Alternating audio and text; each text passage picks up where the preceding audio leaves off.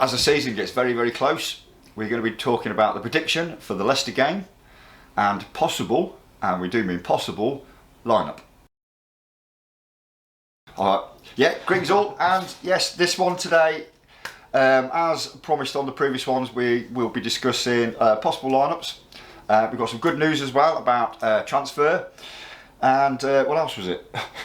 Possible lineups. And we're also going to discuss possible results of what we realistically think is actually going to happen. Also as well, we've got another Sky Blue supporter on the phone. He's sat there waiting. Say hi, Chris. Hello. There we go. And we're going to get Chris's views and opinions alongside ours as well. Get a bit of a discussion going and see where we go. Haji Wright. So yes, the news has come in literally not that long ago from Mark Robbins. Haji Wright is now a Sky Blue player, but we're not 100% sure if he will be able to play in the Sunday's game. From what obviously we've been actually looking at is that it's looking highly unlikely that he will be playing on Sunday's game, which is a bit of a shame because from a lot of the stats and everything we've seen, I think we spoke about it on the last video as well, is that he is he's a very, very good replacement for Gyökeres. So yeah, let's just get straight onto this. What we feel is going to be the possible lineups. I don't know. I'm going to ask Chris whether he thinks this as well, but we think he's going to stick to pretty much the same formations that he did on last season, which was always the three at the back. It used to vary between 4 or 5 on the mid, and so on. So we think he's going to actually pretty much stick to the same sort of formations. Would you agree with that, Chris? I mean, I would probably agree with that. I mean, let's say with the new signings coming in, I think also I'd like to say that I think King has definitely marked his statement into this club with the amount of money that's been spent in these players. I mean, quality players as well. I think I'll probably agree with that. Stick with the same formation. I don't think he's got any different positions coming in at all. They've all been the same for the last couple of seasons, or probably a bit longer underneath Robbins. But yeah, I completely agree with it, to be honest. I think, again, quality players that he's bringing in. Yeah, he certainly has brought some good quality players. So, let's get on to this lineup. So, obviously, we thought, we've got reason to believe he's going to stick this pretty much the same formation. So, we've gone for a 3-4-1-2. Martin's going to go through them with you. And I will. So, we'll just do 3 at the back, see what Chris feels. We'll do the 4, see what Chris feels, and then so on. We'll do it that way, I think. Okay, so starting off in goal, since Ben Wilson sadly is out for Sunday's game, so instead we have both decided Bradley Collins to be in goal. What do you think of that, Chris? Yeah, I think Bradley Collins, I think again he's a quite quality goalkeeper. You know, he did his bit when he was with Barnsley, especially in the championship as well. I mean, I've seen a couple of his highlights as well. Made some crucial saves and everything like that at all. So, I can definitely agree with that. Cool, brilliant.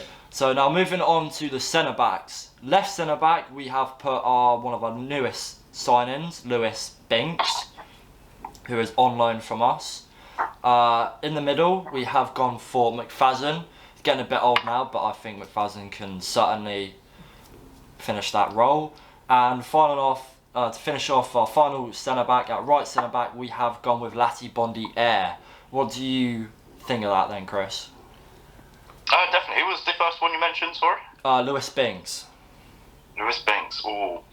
I mean, I haven't really done much research about Binks, to be honest. It was quite funny this. I saw a couple of weeks ago, before he was actually announced as a COG player, as when they were announcing, I think, can't actually pronounce his name.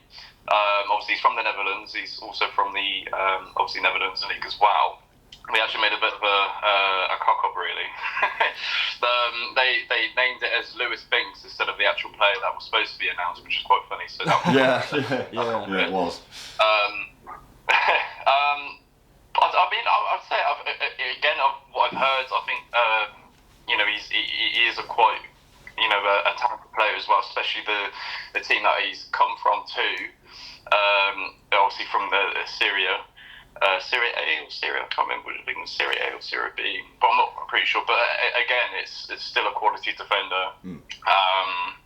But I don't know. I'd like to see probably Bobby Thomas again. Obviously coming from Barnsley, I think as well. I think it was highlights as well, especially last season. I think he was, definitely probably a decent player enough as well. So yeah. Oh, what do you think? I mean, I'll probably prefer Thomas over Binks, to be honest. But it's because I don't really know much about Binks. So yeah. I mean, what do you think about Fadzen as well? Because obviously he's been with us for a few seasons now. Do you think he's still capable? Yeah, of course. I mean, you got to have the older, the old player obviously coming in and still marking the presence in the centre back. I mean, he's done it the last couple of seasons as well, especially in the Championship. He's always been that solid defender in my eyes, and a captain role as well. So I feel like we need somebody in that, especially as well. So you got to think as well. Obviously, with these players that are coming in, obviously on loan, Binks as well. They are young heads, and you need somebody there that's been there, done that, and just to take pass down all the knowledge that he's gained, obviously within that division. Yeah. So you're gonna need somebody that's quite hot-headed, and I feel like he will be the person to do that, and he's done it throughout obviously the last couple of seasons. So Which would you prefer to have as obviously the captain? Because obviously, I mean, I think Fadzen was captain a few times last season, and so was Kelly. Which would you prefer? Well, if it is between McFadden and Kelly, I'd probably stick with McFadden. I'm not, trying to downgrade, Kelly or anything. I mean, it was a bit of a shame, obviously, last season with the lengthy injury that he had. Yeah, definitely. And then obviously coming in the last couple of games, the playoffs and also the playoff final, when he actually, to be honest, I'll give him the credit where it's due. He he was quite solid in my opinion, but I think McFadden all the time. You've got to stick to somebody that's been playing the first team football day in and day out, instead of somebody coming in. He didn't miss much either, did he? What, Kelly? No, McFadden. He didn't really miss much. No. He didn't. I don't think he missed any games last season, did he? I think he missed a few. So, I'm pretty sure he probably missed a few. Yeah. I think a few injury, but I don't think it was probably recognisable. I don't think it was one of those like Callum O'Hare, being out for the whole season, or the players that about that have been off for a couple of months. But I think he did have a period where he was out. I can't quite remember what it was, but I know he was out probably for a couple of games. Probably suspension. Probably, yeah. Who knows? Yeah. Anyway, well, let's move on to the next bit. Yeah, let's move on. So, in that Cam role, as all Sky Blues fan call it, Callum O'Hare role. Me and we've. Yeah, we haven't. Oh, sorry. Yeah, no, that's my we're jumping ahead of ourselves. Sorry, I've got confused. I thought I did that bit. Yeah. Right, right. Moving on to the midfield. Left mid. We've decided to put James Silva, who has come from Bristol City this season. And our two midfielders, we have gone with Kelly and Hamer. Hamer, massive part in that midfield. And on the right, we have decided to go with Milan van Ewijk. Don't know how to pronounce his name. Reasons why I've actually put Silva there and Milan there, because if you both look at their highlights, they're good at attacking and they're good at defending. And if you look at the tactic that Robbins usually plays, he plays threes at the back, four midfield, the left mid and right mid. They can drop back and they can go forward. They drop back and they move forward. Yeah. So yeah, definitely. But it's good to see. Obviously, we've still managed to keep hold of Hamer. Definitely. Even though the club's obviously been turning down quite a lot of offers that have been made for him, I think my biggest fear is that it's going to get to the end of the season and he can go on a free. Definitely. No, I honestly reckon that he's going to probably play it out to probably halfway through the season to then decide, because he's helped us out majorly, especially obviously in midfield. His distribution and everything has been absolutely outstanding. And obviously what I've heard as well, that his boyhood club, again, that's in the Netherlands League, and the name of my life, but he used to actually, I think he was an academy player for them, and he always wanted to obviously play for that club. Yeah. And I think a new manager came along, and he didn't really see much in him, so he got rid of him. And then obviously eventually he came to us, but obviously the rumours are they obviously might be sniffing around into obviously bring him back, and he said that would probably be the only club that you would actually go back to. Yeah.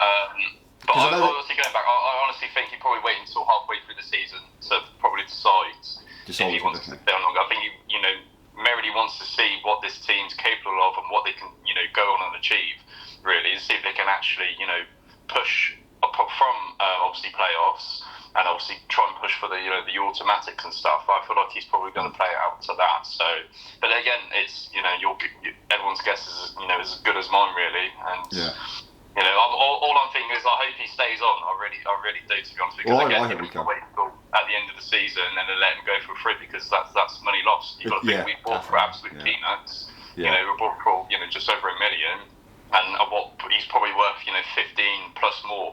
If I'm honest, I mean, if you're going to rate Gyökeres, as I think we eventually sold him. I think it was about 20 million euros, and then obviously in pounds it was about 18 million or something. And don't get me wrong, he was a good quality player. Don't get me wrong, but not as quality as I see as Heyman, to be honest. And I feel like we can probably push for a bit more for him.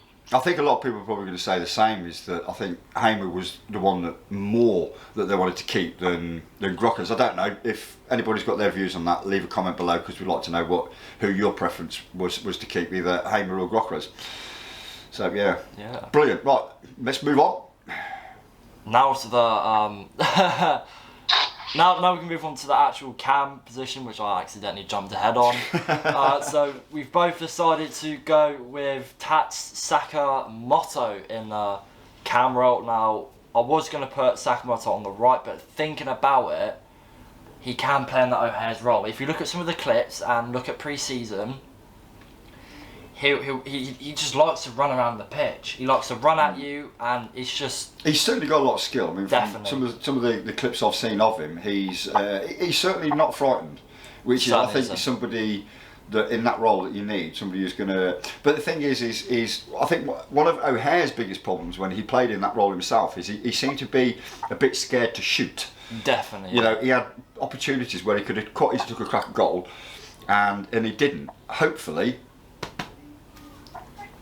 yeah, definitely. Hopefully he's somebody who's not going to be frightened to have a go. 100%, yeah, definitely. So what are your thoughts on Sakamoto then, Chris? Again, I say I've seen clips and highlights as well. I think I'd probably much prefer him into obviously a right back. I know he can obviously play down that right wing. I mean, he's good. He's a box-to-box player. Just put it that way. He gets to the the other end of the pitch quite quickly, and he gets back and he can defend as well. I mean, he throws his body left, right, and centre. Yeah.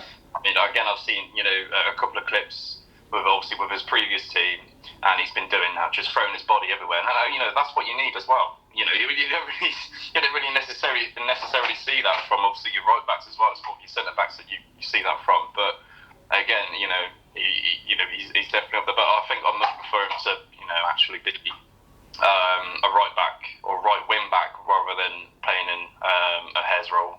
If I'm honest. Would you put somebody like Palmer or somebody in there then?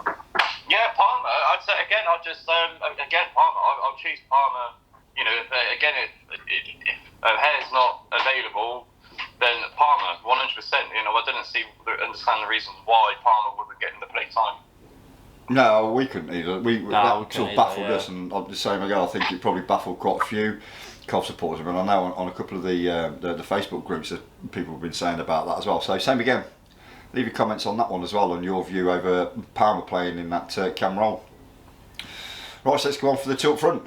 So up front, so we have both decided to go with Elias Sims on the left and Matty Godden on the right for our two strikers, as we only have 3 strikers at the moment. Heading into Saturday's game. And hopefully before that we can get Haji right up front with Elias Sims. Yeah. Yeah. Definitely, yeah. Well, I mean, that sort of puts Godden in a bit of position because, you know, I mean, he's a good player, but I don't know. I don't know whether he's going to be good enough for the strikers that we've now got or getting. Yeah. I think his role is going to, I don't know. What do you think? I'm pretty sure he stated as well. I mean, again, this is a rumour. What I've heard is obviously Godden wants to be playing first team. He doesn't want to be a bench warmer. You know, he actually wants to be there. And obviously, I've heard that Derby are looking into him as well. So again, with Wright coming in, and also we're signing a couple of youth players as well. I think one of them are, you know, a centre forward. So again, I think obviously, like you said, with the quality players that we're bringing in now, I feel like you know, it's harsh enough to say, really. You know, he's been there for us as well. You know, he's scored in crucial moments and that as well. But I just feel like, you know, is he really at that level? Obviously, where we want to be, and what we're, you know, trying to achieve, I don't know. Yeah. I mean, me personally, I can't see him. I mean, we say we had got promoted. I can't see Godden being. He is a good player, you know, and he has had a bit of bad luck with some injuries. But I can't see Godden being a Premiership player. I don't know. I just don't see it. I don't. To me, he just doesn't seem to have the same sort of tactical abilities up front as like Grockres did. Yeah. You know, and I know they're totally two different strikers, but I think the goal count sort of showed that. Definitely, because obviously he didn't score as many. I mean, it doesn't mean to say he's a bad striker, because he's not, far from it. You know, don't get me wrong. You know, Godden, if you ever do see this, you know, he is a good player, but I just don't think he's going to be as good as those that we've got in now. Definitely, yeah. So yeah. 100%. Which is a shame, really, because, like I say, as Chris said, you know, he's been with us there through thick and thin. So, but players come and go. You know, players come and go, and if he doesn't fit in with the team, he's probably going to have to go. It's a shame. You know, one of them. 100%. Anyway, change of player saying, you said Kelly in midfield. Did I hear that right? Kelly, yes. No, I reckon Sheaf. I'm sorry, I've got to put it out there. Sheaf. We actually were sitting there and we were discussing that, and we were sort of like thinking, you know, which one should we go? Which one should we go? And it's like, well, Kelly was more of a, because obviously he was the captain's role, and if you actually look on the Sky Blues actual site, they've actually got Kelly as the captain. So it was like, well, what? You know, I don't know. We just sort of felt they'd probably choose Kelly, but yeah, we were discussing that one quite a bit. But I mean, for me, I think Sheaf ended the season pretty good, and he did, yeah, definitely. You know, he was, yeah. I think a lot of people had written him off, but he came in and reminded us what he can do. So yeah, it is a tough one. It is a tough one. Yeah. So there we go. Anyway, I think that's all we've got to discuss on the lineup. So yeah, thanks for joining us on that one, Chris. That's all right. And we'll probably be calling you again at some point in the future to discuss other stuff, as well as other people out there. We will be getting in contact with various people over the period of time and discussing stuff. And yeah, again, thank you so much for Chris for joining us today. We highly appreciate it. And if you guys would like to join in and have a chat about the Sky Blues in future videos, make sure to comment, like and subscribe, and we can DM you or do whatever. And please make sure to hit that subscribe button for the next video. Right, so moving on from that, and let's score predictions. I'm actually going to leave this one up to Martin, and let's see if it's going to be the same as what anybody else thinks. So I've had a deep think about this. Yes, it is an incredibly tough game against Leicester on Sunday, but I've come down to my final decision that it's going to be a 2-1 win to Coventry City on the final day. On the final day? On the final day, on a 2-1 win. And thank you guys so much for joining us today in this video. Until the next time, take care, stay safe. We'll see you soon.